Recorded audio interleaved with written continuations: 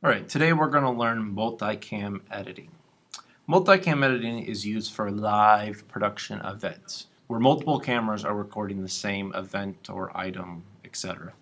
Multicam editing is not or cannot be used to shoot something with the same camera done multiple times. Your action needs to be identical. Think of multicam editing like switching with the TriCaster. It's in a live event, live switching, but instead of doing it live and switching live, you get to switch on the computer or Final Cut Pro so you don't have any editing mistakes. So the first thing we have to do is obviously import the footage. The multicam editing event is located in the footage on the folder on the server. Once you added the library to your Final Cut Pro, you need to look at all your clips. Now, I already labeled all my clips and they'll be labeled for you as well since you were not there. But the first step, what I always do in multicam editing, is labeling all the clips. Basically, I just label them wherever the camera was located at or the certain shot they got. So, for example, this guy here is wide take 1 and 2. So this is our wide camera, and the whole time it's just super wide. The drone, same thing, drone 1 and 2. When shooting live multicam clips, you don't want to hit stop recording on your camera. Once you hit record, you want to run until the event is over or until you run out of battery. That's why the drone is 2 different takes. Drones have a short battery life of 15 minutes or so the battery had to be changed between takes. Now, once they're all labeled correctly, you want to select all of them. To select all of them, I hold down Command on my keyboard and I can select all the clips. You'll notice the yellow box around the clips to show that they're selected. I right click and I'm going to highlight New Multicam Clip. I select that and a box pops up. First thing I want to do is put a name. So this is called Outback Night, so we will call it that, Multicam. The event goes in your normal event like so. The biggest thing is normally it'll say automatic for angle assembly, and I don't like that. Sometimes it seems to have problems. So we're going to go down to clips. The reason I chose clips is because we already changed the name of all these clips here. If you choose camera name, generally all the cameras we use here are the same type of camera, therefore they'll have the same name. So that won't really work. And then I haven't had much luck with camera angle as well. So clips is the best and the most successful one I've used so far. You need to make sure this is on. Use audio for synchronization. That will make it so Final Cut automatically syncs your shots together. Now this only works when you have audio on your clips. So you'll notice the drones, since there's no mic on the drone, you have no audio. Therefore we're going to have to sync these manually, which is a bit difficult but still doable. But the rest of the clips, since they all recorded audio, Final Cut will sync them together automatically. So we'll hit OK. We'll pop up and let it do its thing. Now with short video clips, this moves rather quickly. If we were editing a play or a long production, it might take a few minutes, like closer to 10 minutes to do this. But since this is just a few minutes long, we're good. Now you'll notice all of them, all the normal tanks with audio are all lined up here, which looks good. But the drone takes are all the way over here due to them not having any audio. So I'm going to drag them over here so they're kind of in the way underneath the same. Then I can hit Shift Z to zoom in a little bit. And there we go. Now we have all our clips lined up. They're all in sync, so you can see the right side show 1 and 2. Whoever recorded this started their camera earlier than these 2 camera operators. The first thing we need to do is to solve the drone issue. We need to try to sync to our best ability the drone shot. Now there's a couple different ways of doing this. Since there is no audio, we're going to have to look at visuals. So I want to move my playhead.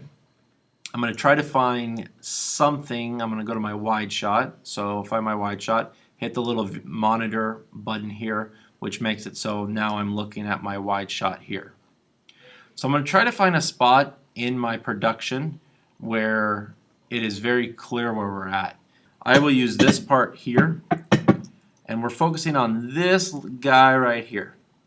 As soon as he forms up back into the formation, there you go. As soon as he gets back in the formation, we're going to make a frame, and we'll use M to mark it. So now we have a marker down here to show that that's where this marching band person gets back into formation. So now we'll click on the same little button here. Now we need to find that part in the wide shot. So there he is right there. So you see the marching band student there. So I'm using my right arrow key to move it forward, and as soon as he gets in formation or she gets in formation, we're going to put another marker. Looks about right there, and I'll hit M. So now I have two markers where my clips are at. I will drag this over, and since I have snapping on, you saw it magically snap those two together. And now my drone 1 take is in place. Drone 2, I do a very similar way, but I'll leave that up to you. Now that the drone shot is synced, we can go ahead and start editing. To start editing, you click on your Multicam project. Notice nothing's in there, and you drag your Multicam shot down. Now you'll notice that the shot comes in just like a single video clip. To see all the clips in here, you need to hit Window, Viewer Display, Show Angles. And now I have my angles here.